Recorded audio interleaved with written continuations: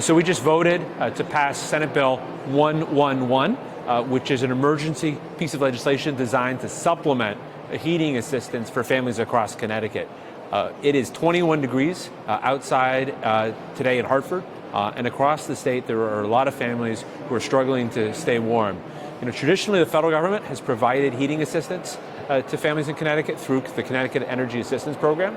But unfortunately, we've seen a huge cutback over the last couple of years in federal funding, even though the need is as high as it's ever been. And that means we've had to restrict the size of the grant that people get. In some cases, they only get $180 to heat their homes for an entire winter. That's just not going to work. That's not going to cover the cost of heating oil or gas or electric. So what we're doing today is we're providing an emergency payment for people who have deliverable fuels. That's like propane, that's heating oil, to make sure that you get through the rest of the winter. We got a lot of winter left, even though the groundhog didn't see his shadow. So hopefully that will provide a real difference. There are a lot of folks out there who are using their ovens to stay warm. They got space heaters plugged in. They are doing what they can.